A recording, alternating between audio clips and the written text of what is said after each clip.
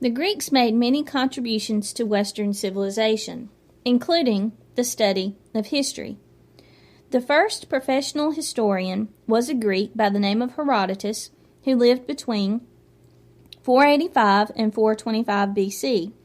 Herodotus wrote a work about the Persian Wars, which he called the Histories, and he was the first to use the word history. He is actually the inventor of the word history to apply to the study of the past.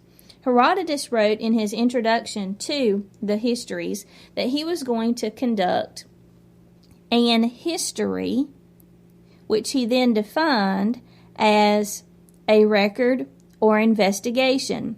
So according to Herodotus, the father of history, the inventor of the word history, history is a written record or an investigation into a person, place, or event. Thucydides, who lived between 460 BC and 390 BC, is considered to be a better historian than Herodotus. Thucydides is more of a scientific or journalistic type historian.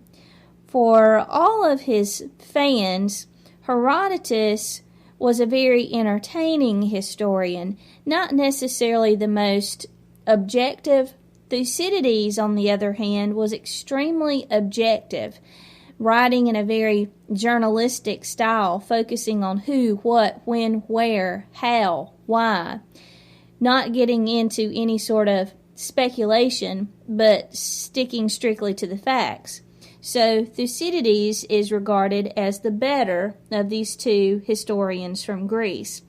Thucydides' work is entitled The History of the Peloponnesian War, and it was an investigation and record of the war between Athens and Sparta. Another area in which the Greeks excelled or achieved excellence and contributed to Western civilization was literature. Among the most important writers from ancient Greece are Homer, Hesiod, Sappho, and Aesop. Homer lived in the 800s BC and wrote two long epic poems. The first was entitled the Iliad, and it was the story of a battle and war between the Mycenaeans and the Trojans. The Odyssey was the sequel to the Iliad, and it focused on the adventures of one Mycenaean war hero by the name of Odysseus and how he attempted to make it home after the Trojan War. Hesiod, who lived in the 700s BC, is famed for a work about the Greek gods entitled Theogony, and for poetry entitled Works and Days about the Joys of a Farming Way of Life. Sappho, who lived in the 500s BC, wrote poems that were of a very erotic nature, and they were dedicated to her students, her female students that she taught in her home. Her poems are full of what we would call homoeroticism, and it is from Sappho's island home of Lesbos that we take the term for female homosexual relations. The term lesbian comes from Sappho's home island. Aesop lived somewhere between the 7th and 6th centuries BC and is famed for his fables, or very short stories, and I mean short, about a paragraph long, in which there's a moral to the story. His most famous fables are those of the ant and the grasshopper, the tortoise, and the hare. The Greeks also made contributions in drama. In fact, the Greeks were the first to invent drama. Greeks developed drama as a form of entertainment along with sporting events. And in ancient Greece, the origins of drama came about as festivals for and in honor of the god Dionysus, who is the god of drinking, partying, and good times. The Greeks invented drama in both of its forms: comedy, which is humorous, of course, and tragedy, which is always sad. And in a Greek drama, it's very easy to figure out that the main character has a character or personality flaw, which the Greeks referred to as hubris, or a tragic flaw, and it will be that tragic flaw in the main character that is his undoing, something such as greed or lust for power. Greeks gathered in large open-air stadiums called amphitheaters to watch the plays of men like Sophocles, Euripides, and Aristophanes. Sophocles lived between 496 and 406 BC. His famous plays were Antigone, about a young woman, Antigone, who attempts to obtain a proper burial for her brother, who was guilty of treason. Oedipus Rex and Oedipus at Colonus focus on a young man who murders his father and ends up marrying his mother. Now, of course, Oedipus did not know the man he murdered was his father and that his wife was his mother. At the end of the plays, when he finds out what he has done, Oedipus can no longer stand the sight of himself and he blinds himself. He pokes out his own eyes. Euripides lived between 480 and 406 BC. His major works are the Bacchae and Medea. The Bacchae is very religious in nature, about the origins of the gods. Medea is about a woman named Medea who was abandoned by her husband Jason for another woman, and to get revenge on her husband Jason, Medea kills their children. Aristophanes lived between 445 BC and 386 BC. He was a writer of comedy. Sophocles and Euripides, obviously based on what I've just told you, were famed as writers of tragedy. Aristophanes, on the other hand, wrote comedy. His most famous play was Lysistrata. The name translates as She Stops War. Lysistrata was a play about a woman named Lysistrata who came up with a way to end the Peloponnesian War. Aristophanes' play Lysistrata was full of anti-war, to be precise, anti-Peloponnesian War sentiment. And in this play, Lysistrata proposes a sex strike, withholding sex from husbands to more or less force them to stop fighting each other. The Greeks also made major contributions in philosophy and teaching. The sophists, or teachers and philosophers, taught rhetoric, that is, the fine art of political debate, to aristocratic boys. These sophists include Socrates, Plato, and Aristotle. Socrates taught Plato, Plato taught Aristotle, Aristotle taught Alexander the Great. Socrates lived between 470 and 399 BC and was famed for his Socratic method, meaning that he never lectured to his students. Instead, he conducted them through self-examination, questions and answer technique. He would ask never simple yes or no questions, but questions that were open-ended with many possible answers, and he would attempt to get his students to arrive at the truth. So Socrates wandered throughout the Athenian agora. He did not maintain a school, and through the agora he would lead these young aristocratic boys and he would question them about the laws that were up for debate and passage in Athens, about the motives of political leaders, about the gods and whether or not they existed. And all of this questioning eventually got Socrates into trouble. Many parents who were sending their young boys to the school, quote-unquote school of Socrates, were concerned that Socrates was corrupting the minds of their sons through his questioning of the existence of the gods and of questioning the motives of the political leaders of Athens. So in 399 BC, Socrates was put on trial and found guilty of corrupting the youth. His punishment was death by poison. So in 399 BC, Socrates drank a poisonous concoction of hemlock leaves and died. His work was carried on by his famed pupil Plato, who lived from 427 to 347 BC. Plato founded a school called the Academy, in which he too taught aristocratic boys, but he was certainly a much more cautious teacher than Socrates, and I think we understand why.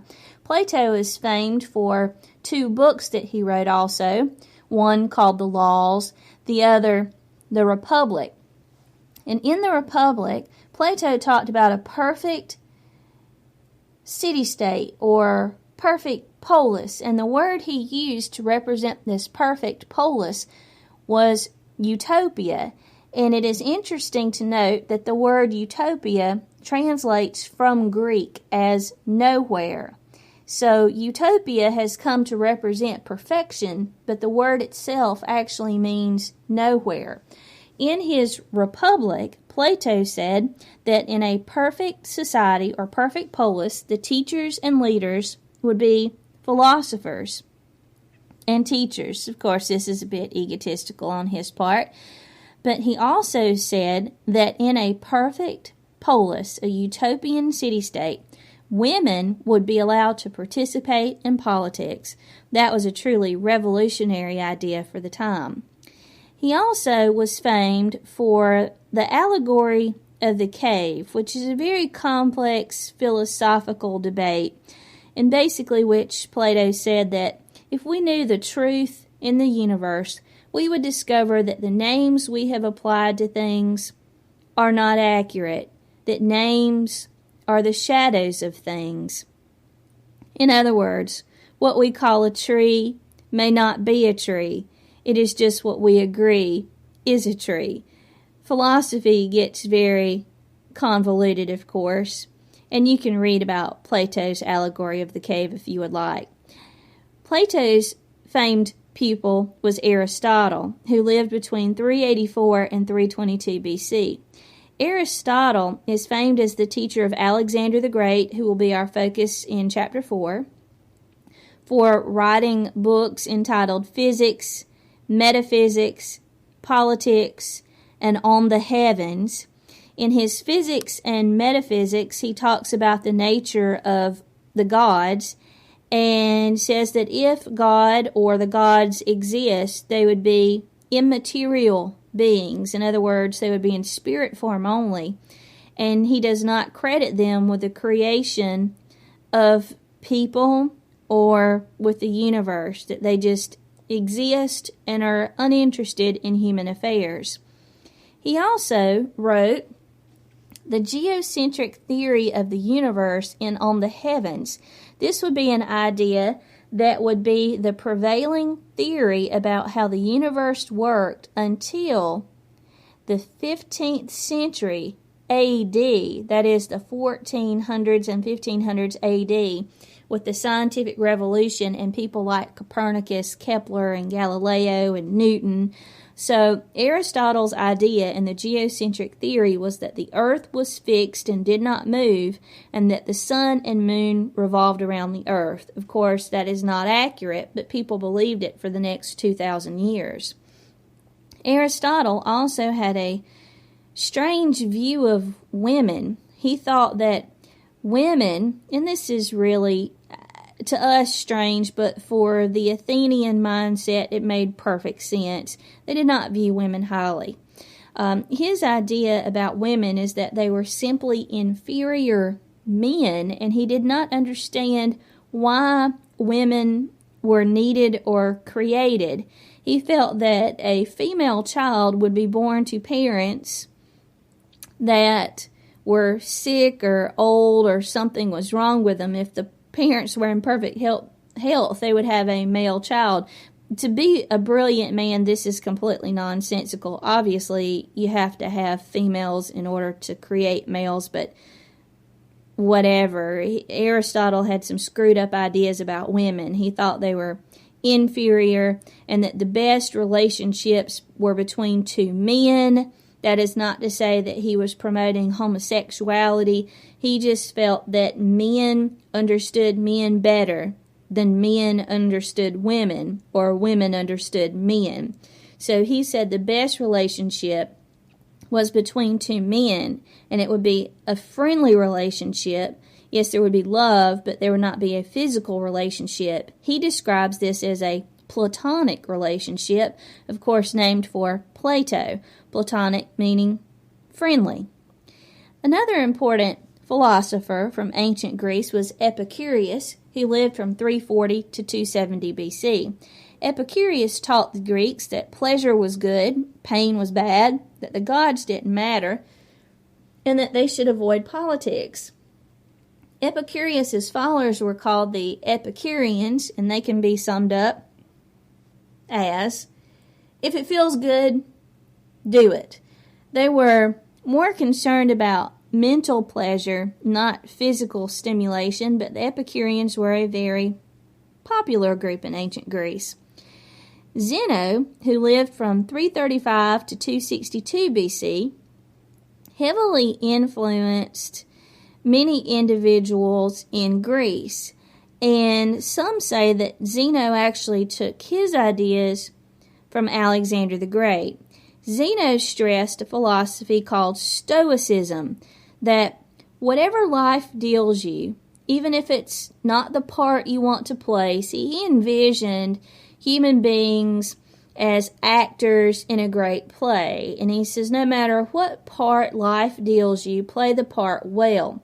So what if you didn't want to be a janitor? So what if you had wanted to be a politician? Embrace the part. Play the part of the janitor as best you can. He also stressed the idea of the brotherhood of man, that we are all connected because we're all human beings, and that what one person does affects another, and so on. So he was concerned with ethical behavior.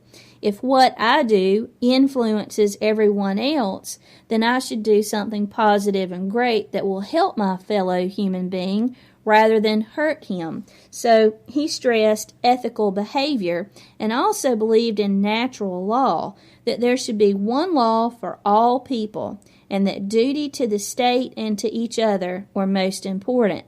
The idea that there should be one law for all people did influence also Alexander the Great and our founding fathers. In sports, the Greeks were the first to have professional athletes. The Greeks believed in the total package, and what I mean by that is, to the Greeks, they wanted to be brilliant along the lines of Socrates, Plato, and Aristotle, but they also wanted to have a perfect body. So they worked out very vigorously, the Greeks, and really appreciated someone who was both brilliant of mind and very physically fit. The Greeks had as their number one goal in life perfection of the mind and body. This came together in a place known as the gymnasium. The Greeks invented the word and the place, gymnasium, which means to exercise, to train, to talk in the nude. That's what the word translates as. So throughout Greece, young men would get together to exercise their bodies and to train their bodies vigorously through exercise and sports, but also at the same time they would discuss big ideas, things like Aristotle's geocentric theory and his views on women. They would debate intellectual ideas and concepts while also working out. Our word athlete actually comes from the Greek word athlos, which means contest or contestant. And every 4 years in Greece, starting in 776 BC, in honor of the Olympian gods, the Greeks staged an elaborate sporting festival called the Olympics. And it is here that the first professional athletes would compete every 4 years in the honor of Zeus. The Olympics were originally all male affairs. Only men participated, only men coached, only men could spectate, but eventually women were included as spectators. They were never allowed to compete or to train. The prize for winning the Olympics was quite simple. A wreath on the head, sometimes free dinners would be thrown in, sometimes parades. The purpose of winning the Olympics was not for physical or material wealth, It was for the glory of winning. The Greeks also made major contributions in math, science, and medicine. Between 570 BC and 490 BC, Pythagoras, a mathematician, came up with the Pythagorean theorem, a squared plus b squared equals c squared. Around 300 BC, a Greek by the name of Euclid gave us the first geometry textbook entitled The Elements of Geometry, and if you have studied geometry before, you studied Euclidean geometry. Geometry as we study it today is no different from the way Euclid wrote his book 300 BC. That means that geometry has not changed in 2,300 years. Between 285 and 204 BC, Eratosthenes lived. Eratosthenes is a mathematician and scientist who observed the shadows cast by the sun at differing locations, used those angles and a series of complex geometric equations to find the Earth's circumference, which he estimated to be 24,675 miles. In other words, from observing shadows in several locations in Egypt and using geometry, he was able to estimate how big around the Earth is. 24,675 miles is what he said. The actual is 24,860 miles. He was off by just under 200 miles, which is amazing considering that they had no way of proving at the time that the Earth was even round. So it's really quite amazing that he was able to figure that out just using geometry. Another important Greek was Aristarchus. Aristarchus, who lived between 310 and 230 BC, had a counter theory to Aristotle's geocentric theory. He came up with a heliocentric theory, which is actually correct. He said that the sun was fixed and the earth moved around the sun. People thought Aristarchus was crazy because they could not feel the earth move or see the earth move. What they saw was the sun move from east to west daily, so they thought Aristotle was right. Archimedes, who lived between 287 and 212 BC, wrote about mechanics and levers or levers. You can pronounce that word either way. If any of you are interested in mechanical engineering, Archimedes should be your personal hero. He invents the idea of mechanics and hydrostatics. He wrote books entitled On Plane Equilibriums, all about mechanics and using levers, and he actually bragged once that if he could make a lever big enough and had a place to stand, he could move the earth. He had been observed to have invented a lever that was, in fact, large enough to lift a Roman warship out of water. We have tried in modern times to replicate Archimedes' invention of this huge lever, but have been unsuccessful. How exactly he did that remains a bit of a mystery. He also wrote on floating bodies, which is the science of hydrostatics, and explains specific gravity or how things float. An interesting story about on floating bodies is that Archimedes had wondered how exactly it was possible to float. What was an explanation for how things floated? Something as big, even as a warship. How could one explain the floating of something that appeared so heavy? Certainly it would sink. Well, he was lying in his bathtub, floating, when suddenly he had a breakthrough and was able to see a formula, which is the heart of specific gravity, that would explain how things floated. And you can read about that in your textbook. It's quite complicated. But in his excitement for having discovered an explanation for how bodies float, He jumped out of his bathtub and went running through the streets of his neighborhood in the nude, wet from his bath, yelling, "Eureka! Eureka!" which means, "I have found it." I'm sure that was a humorous sight to his neighbors. In his excitement of discovering specific gravity, he apparently forgot his nudity.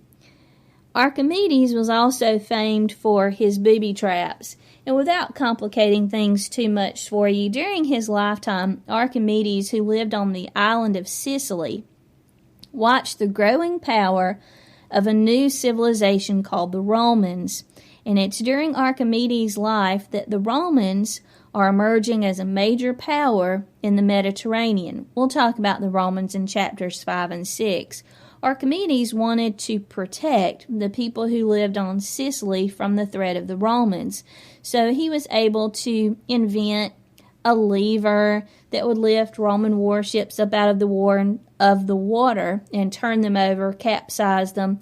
He was also famed for his booby traps. Just to give you a little example of how famed he was for his booby traps, there are stories of Roman legions marching through Sicily, refusing to go further because they feared booby traps set by Archimedes. One of these stories was of a Roman legion who was marching along under orders from its commander and stopped, refused to go any further because a string was lying across the road. And the commanding officer, of course, had not said stop, so he was highly upset that the men had stopped marching. So he rides up on his horse to the front of the line and asks, "Why have you stopped?" And they all point simultaneously to a piece of string lying across the road. And the commander said in a rather hushed tone, "Archimedes." And everyone figured this must be some sort of booby trap. What would happen if they stepped over the line? Would the road disappear underneath them? Would they fall into a big cave he had dug out? Would something fall on them? They had no idea, and they didn't want to find out.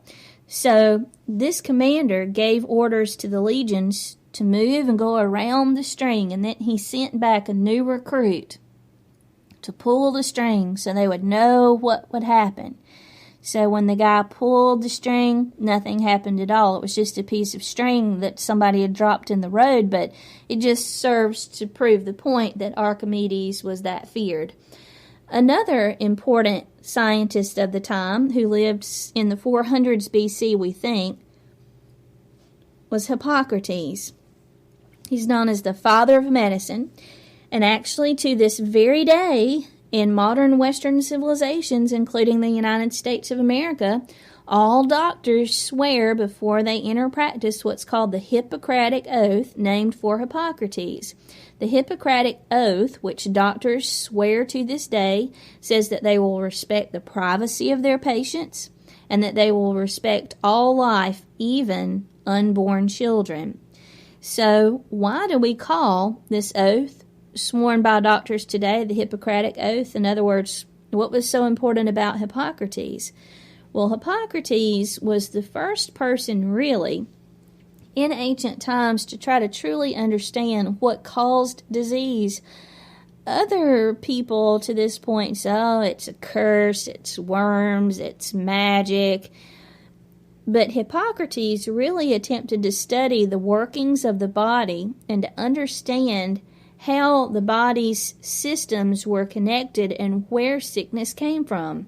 So, in order to understand the natural causes of disease, Hippocrates practiced dissection, which we're all familiar with that. That's the opening of a dead body, looking inside it, autopsies more or less. And vivisection, oh goodness, this is the opening of live human beings and looking inside a live body to see how things work. And you wonder, goodness, who volunteered for vivisection? Nobody volunteered for it. It was done on slaves and criminals, those who were condemned to die. So through vivisection and dissection, Hippocrates was the first person in recorded history to observe various systems of the body, including the digestive, circulatory, respiratory, and reproductive systems of the body.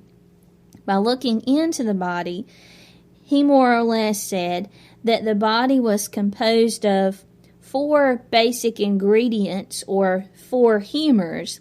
Now, he is not right on this, but he said when those humors were out of balance, that's what caused sickness. So the 4 humors, according to Hippocrates, were 2 types of bile, phlegm or mucus, and blood. And he said when any of these humors was out of balance, too much or too little, sickness would result. So medicine, the purpose of medicine and a doctor, was to get those humors in balance. So it was believed that some diseases, things like infections and plagues, were the result of too much bad blood. So how to keep that in balance? How do you get rid of bad blood? Bloodletting. So while Hippocrates is not exactly right about the 4 humors and the cause of disease, his ideas dominated the medical profession through the late 1800s. His ideas have only been very recently scrapped or done away with. In terms of architecture and art, the Greeks made many contributions also. They were most famed for their use of columns, and there were 3 styles of columns that the Greeks used. They were the Corinthian, Ionic, and Doric columns. While it is true that other civilizations used columns to support weight of roofs and that sort of thing, the Greeks popularized the use of columns. They used the Corinthian column, which was extremely elaborately decorated, the Ionic, which was less decorated, usually just at the top or the bottom, and a Doric, which was a plain column with no ornamentation on it whatsoever. The Greeks believed in symmetry. They liked buildings that were perfectly symmetrical, so that if it was divided in half, there would be mirror images of each other, whether it was divided widthways or lengthwise. And according to the Greeks, the perfect symmetry was what they referred to as a golden rectangle. The length of a building should be 1.6 times its width to have the most pleasing effect to the eye. The Greeks also mastered such architectural accomplishments as realizing that if steps were perfectly measured, in other words, if steps to the front of a building were all the exact same height and measurement, that it would not be appealing to the eye.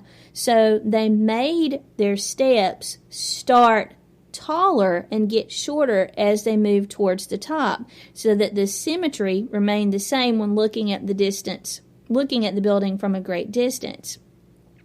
They also believed that columns should not be the same width at the base and at the top. To them, and it makes good sense, that if the columns were the same width from the base to the top, from a distance when looking at the building, it would look as if the columns were slightly bent. So what they did is they gradually decreased the size of the column from the base towards the top, so that from a distance the columns looked perfectly straight. So you can see throughout your textbook various examples of Greek architecture. Considered to be the most shining example of Greek architecture is the Parthenon, built during the reign of Pericles as the leader of Athens. In terms of religion and mythology, the Greeks also made many contributions. Now, of course, today, just so you know, no one practices Greek religious beliefs. The Olympian gods are not worshipped anywhere, but you cannot read a piece of philosophy or literature without finding references to Greek mythology and religion. So briefly, in terms of religion and mythology, the Greeks were practicers of polytheism. That means they worshipped many gods. They had 12, which were considered to be the supreme gods. They were called the Olympian gods. It was believed they lived on Mount Olympus, the highest point in Greece.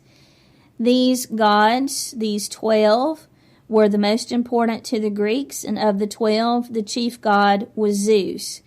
The Greeks envisioned their gods as anthropomorphic, a word we've learned already this term, which means human-like, looking like and acting like human beings. The Greek religion, however, is extremely complicated because they also have demigods. These are part human, part god, nymphs, muses, beasts, and monsters. They also had many myths that they wrote to help explain the unexplainable. For example, what causes the change in the seasons? Their explanation for this was that the god of the underworld had seen this beautiful young woman named Persephone, and he took her underground with him. And her parents were distraught over this and pleaded with the other gods, and the gods decided that for 6 months Persephone would be underground, and that would be a period of mourning for the whole civilization, for the whole world, and that would be winter and fall. When Persephone came out, flowers would bloom, birds would chirp, it would be spring and summer. To explain how bad things came into being, sickness, death, war, famine, they told the myth of a young woman named Pandora. Pandora, I don't know why, was given a box of bad things by the gods and told very, very precisely that she was never, ever, ever to open the box, that the bad things should be kept in the box. It's almost sort of like the tempting of Adam and Eve in the Garden of Eden with the apple. Don't ever, ever eat the apple. Well, the temptation is so great, you can't help but fail to do it. So, basically, Pandora's curiosity gets the best of her. She opens the box to see what is inside, and all of these bad things come out. War, famine, death, sickness, and that's how those bad things came to be. The Greeks also practiced immortality cults and mystery religions. I can't tell you much about the mystery religions because they are, in fact, a mystery. We know that the Greeks had cults that promised immortality because for most Greeks the idea was that there was no heaven or hell unless that was bestowed as a particular gift or a particular punishment by the gods. They thought that life on earth was all there was. So some Greeks were depressed by that. It seemed almost, what's the point if this is just it? It seems like there should be more. These Greeks formed immortality cults. What they believed, we do not know. Their rites of initiation were kept so secret that the information is lost to us today. What they believed, other than immortality was possible, we don't know. Therefore, they're called mystery religions. So, from this lecture, I think you gain a sense of what culture and life was like in ancient Greece. In our next lecture, we'll talk about the conquest of Greece and the end of Greek civilization, thanks to Alexander the Great.